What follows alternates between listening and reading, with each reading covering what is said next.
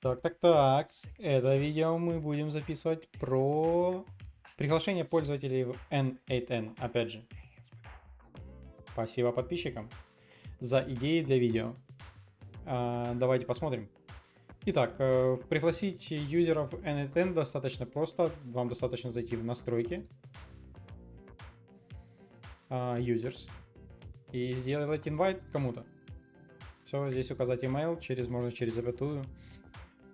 Но в чем отличие бесплатной версии self-hosted и платной версии в том, что ты можешь приглашать только мемберов. Админов ты не можешь приглашать. В чем отличие, спросите вы? А я вам отвечу. Отличие в том, что мемберы, когда вы их приглашаете, они не видят тех проектов, которые у вас здесь структурированы. То есть это означает, что если у вас Enterprise версия, допустим, вы можете создавать проекты.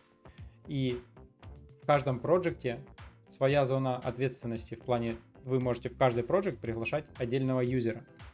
И как раз мемберы, они не видят всех этих проектов, которые доступны. И они, соответственно, их нужно приглашать в каждый отдельно, чтобы у них появилась видимость, что происходит внутри, и они могли создавать свои креденшалы. А админы могут делать все то, что вы делаете сейчас в N8N. То есть у них полноценные полномочия, они могут приглашать юзеров, они видят все проекты у вас. Вот вся и разница. Имейте это в виду, когда кого-то приглашаете. Давайте покажу на примере. Вот я создал триальную версию, и у нас есть, можно добавить здесь project какой-то. Вы добавляете какой-то project, здесь появятся юзеры, если вы их уже пригласили. Так как я здесь один, поэтому у меня здесь юзеров нету. Но я создал project. Один project создал, окей. В реальной версии больше нельзя, да? Вот, пожалуйста, в этой версии у нас один проект можно. В этой версии 3 проекта. Ну и в кастомной, там, это Enterprise версия, там можно сколько угодно проектов создавать. Но давайте посмотрим на примере. То есть, когда вы пригласите пользователя в N8N, вот здесь вот пригласите мембера, допустим, представили, что вы пригласили уже, и вы создали проект. Мембер, когда заходит, он не видит.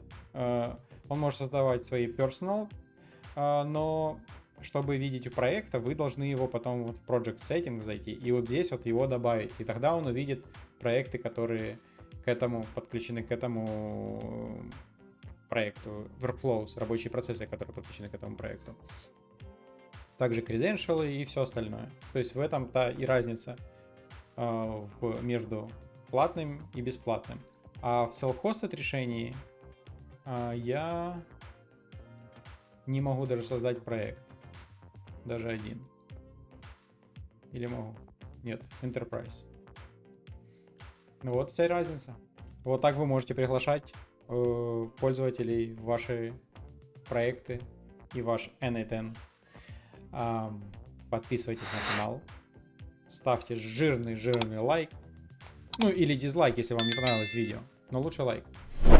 И напоминаю, что в Телеграме будут проходить опросы, какие следующие видео снимать. Темы для следующих видео я беру из комментариев, которые вы пишете к этому видео, либо когда есть какая-то интересная задача, либо workflow, который я хотел бы разобрать. До встречи в следующем видео.